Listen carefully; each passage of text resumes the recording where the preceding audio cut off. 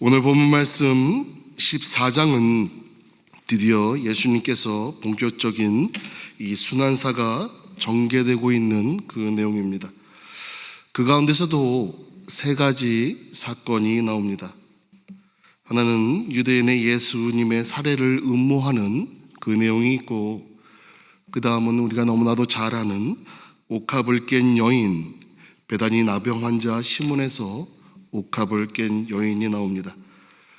그리고 가룟 유다가 이제 반역을 시작하는 그 내용이 나오고, 가장 중요한 것은 이러한 모든 일이 일어남에도 불구하고 전혀 개의치 않으시고 자기 자신이 이 땅에 오신 하나님의 아버지의 말씀에 순종하는 그 목적지인 십자가 사역을 감당하며 그 목표를 향해 묵묵히 나아가는 우리 주님의 모습이 나옵니다. 오늘 보면 가룟 유다가 예수님을 팔기로 작정하는 이 사건과 전혀 대조되는 우리가 읽은 본문 이전에 나오는 이 옥합을 깬 여인의 모습, 이 두 사건의 가장 근본적인 차이는 그곳에 말씀을 쫓는 그 마음이 있느냐 없느냐인 것 같습니다. 그러기에 그 말씀에 따라 순종하는 여인의 모습, 감격하여 자기가 자신이 갖고 있는 모든 것을 아낌없이 바치는 그 여인의 모습이 나온 겁니다. 한편으로는 예수님을 가장 가까이 지켜보며 말씀을 듣고 가르침을 받았던 제자 중에 한 사람이었던 가룟 유다는 결국에는 말씀이 중심이 아니었고 개인적인 야망이나 세속적인 출세, 그것을 신앙을 이용한, 신앙을 방편으로 삼고 살았던 모습을 우리는 볼 수 있습니다. 결국 가룟 유다에게 있어서 예수님이란 존재는 예수님께서 메시아의 지상 왕국에 한 자리를 나에게 줄 것이라 하는 그런 기대와, 혹 그것이 안 되더라도 동계를 맡은 자신이 적당히 재물을 횡령하며 스스로 배를 채울 수 있다라고 생각하는 그런 한 대상에 불과했다라는 겁니다. 이처럼 예수님을 우리의 영혼을 죄악에서 구원해 주실 구원의 대상으로 삼지 않고 한 나의 욕심, 그것을 달성하는 대상으로 생각한다라고 하면 생명의 주를 죽음의 자리로 넘긴 가룟 유다와 다를 게 무엇이 있겠습니까? 그럼 과연 우리가 신앙생활을 하면서 가장 중요한 것이 무엇일까라는 생각을 하게 될 텐데, 우리 신앙생활에서 가장 중요한 것이 뭡니까? 우리가 신앙을 가진 우리가 그렇지 않은 사람들과 다르다라고 말할 수 있는 부분은 과연 무엇이 있겠습니까? 어떠한 환경에서도 우리는 말씀을 쫓는 그러한 단순한, 그리고 가장 중요한 그것이 우리로 하여금 구별되게 한다는 겁니다. 말씀을 쫓는다는 것은 단순히 듣는 것으로 끝나는 것이 아니라 그것을 뛰어넘어서 말씀대로 살아가며 그 말씀을 우리들에게 심어주신 하나님의 모습을 닮아가는 것을 말하고 있습니다. 결국 말씀을 쫓는 사람들은 하나님을 사랑할 수밖에 없고 이웃을 사랑할 수밖에 없고 또 그 복음을 위해서 자발적으로 노력하는 그 모습이 있는 사람이라 할 수 있습니다. 결국 하나님을 사랑하는 사람, 이웃을 사랑하는 사람, 그 말씀을 단순히 행위가 아닌 삶의 전반적인 변화를 일으키려고 계속 노력하는 사람, 바로 이러한 사람들이 말씀을 쫓는 사람들이라 할 수 있겠습니다. 오늘 우리가 읽은 본문 말씀 12절부터 15절에는 그 말씀을 쫓는 사람들의 모습이 어떻게 간단히 어떠한 의미로서 우리들에게 다가오는지를 다시 한번 깨워주는 말씀이기도 합니다. 12절과 15절에 보면 유월절 음식을 어디서 예비할 것인지를 묻는 그 제자들의 질문을 받고 예수님이 제자를 다시 이 두 제자들을 보내며 지시하는 내용이 나옵니다. 우리 주님께서는 성내로 들어가서 물동이를 가지고 가는 사람을 만나면 그를 따라가서 그 집 주인에게 선생님의 말씀이 내가 내 제자들과 함께 유월절에 먹을 나의 객실이 어디 있느냐 하시더라라는 그 말씀을 하라라고 지시를 하십니다. 다시 말하면 주님은 제자들에게 어떻게 너희가 갖고 있는 인간적인 수완을 발휘해서 유월절 식사를 할 방을 구하라 하지 않고 단지 당신의 말씀만을 전하라고 하셨습니다. 그런 명령을 받은 제자들은 자신들이 만나게 될 사람, 그 사람이 어떠한 사람인지 전혀 신경 쓸 필요가 없었습니다.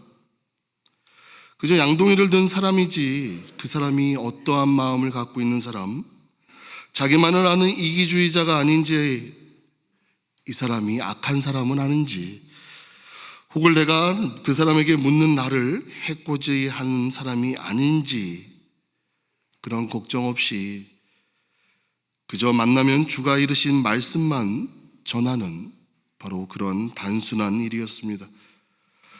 근데 여기에서 보면 우리는 주님의 명령을 받은 사람은 어떻게 우리가 주님의 명령을 수행해야 되는지 그 방법을 깨달을 수가 있습니다. 우리는 어떤 사람들이 하는 것처럼 인간적인 방법에 의존하려고 또 그러한 것이 어떠한 것인지를 생각해내려고 애쓸 필요가 없다라는 겁니다. 이미 주께서 모든 것을 준비해 주신 상태이기 때문에 우리는 그저 우리 주님께서 말씀하신 대로 따르기만 하면 된다는 겁니다. 쉬운 일인 것 같지만 전혀 그렇지 않습니다. 주님께서 지시하신 대로만 하면 되는데 우리의 삶이 그렇게 쉽지가 않습니다. 주님의 일을 하는 사람들, 또 주님의 말씀을 따라서 순종하려고 하는 사람들이 겪는 어려움이 무엇입니까?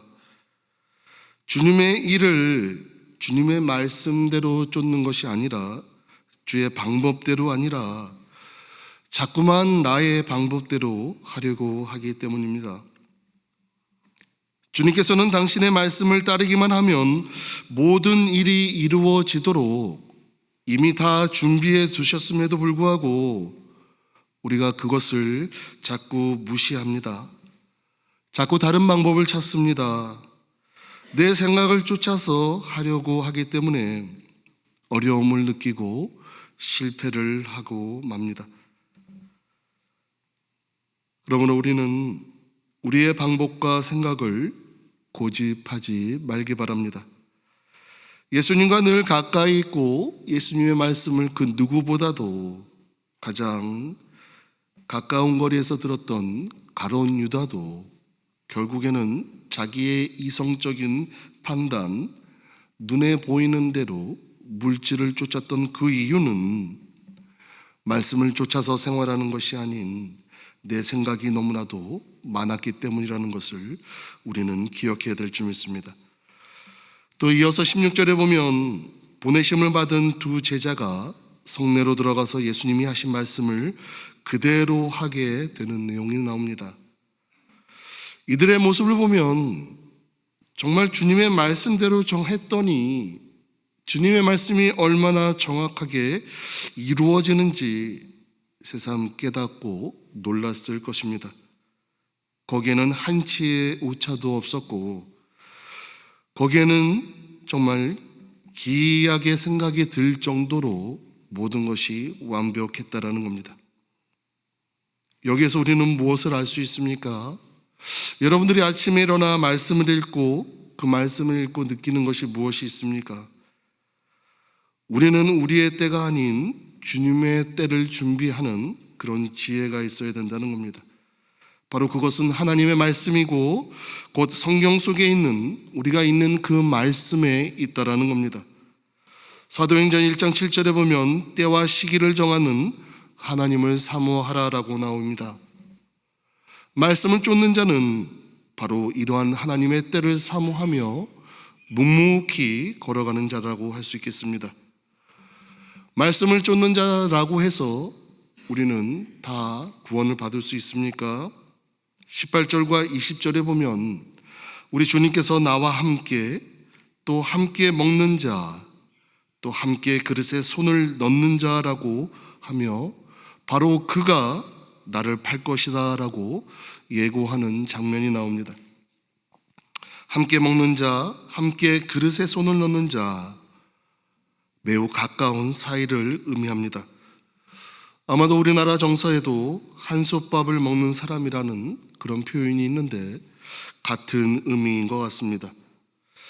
어떻게 보면 제자들처럼 주님과 가까운 사이도 없었습니다. 3년을 가장 가까운 거리에서 섬기며 동고동락하며 지냈던 것이 바로 제자들이었는데 그들 중 하나가 자기의 스승이자 구주이신 우리 주님을 판 것입니다. 예레미야서 17장 9절에 보면 만물보다 거짓되고 심히 부패한 것이 사람의 마음이다라고 증거하고 있습니다. 만약 우리가 신앙생활을 하면서 우리 주님의 말씀을 쫓지 않고 그저 가까이 있지만 그 사람에게 기대하며 쫓는다라고 하면 신의를 얻기는커녕 상처만 얻을 것입니다. 그러한 상처의 모습이 오늘 본문 21절에 나옵니다. 주님께서 자기를 파는 자, 곧 가룟 유다에게 이 비극적인 운명에 대해서 선포하시는 말씀이 나옵니다. 실로 가룟 유다는 태어나지 않았더라면 좋았을 그런 비극의 주인공이 된 것입니다. 앞서서 말씀드린 14장에 나오는 사건 중에 가룟 유다와 대립되는 사건인 옥합을 깬 여인은 우리 주님께서 9절에 말씀하신 것과 같이 복음이 전파되는 모든 곳에 이 여인의 행한 일도 같이 전파된다라고 하며 기억된다라고 말씀하셨습니다. 말씀을 쫓는 자와 자기의 이익을 쫓는 자의 결과는 바로 이와 같이 크게 달라집니다. 가룟 유다의 모습이 오늘날 우리들에게 얼마나 많이 있습니까? 가룟 유다에 있어서 예수님이란 존재는 어떤 존재였습니까? 여러분들에게는 예수님이라는 존재가 어떠한 존재입니까? 가룟 유다처럼 세상에서의 어떤 이익을 위한 하나의 도구로 사용하고 있지는 않습니까? 그저 나의 배를 불릴 만한 그런 대상으로 삼고 있지는 않습니까? 예수님을 우리 영혼을 죄악에서 구원할 그 대상으로 생각하지 않고 그저 나의 욕심을 달성하는 그런 대상으로만 생각한다라고 하면 우리는 생명의 주를 죽음의 자리로 넘긴 가룟 유다와 똑같이 될 것입니다. 사랑하는 성도 여러분, 주님의 말씀을 우리는 이제는 이성적 판단이 아닌 말씀을 쫓는 자의 그런 모습, 단순한 모습, 순종하며 쫓아가는 모습, 어떠한 상황에서도 쫓아가려고 하는 그런 몸부림침이 있는 우리가 되길 원합니다. 오늘 본문 이전에 나오는 예수님께 향유를 부은 여인의 모습을 보면 예수님 자체로 감격하여 예수님 자체 한 분만으로 만족하는 모습이었습니다.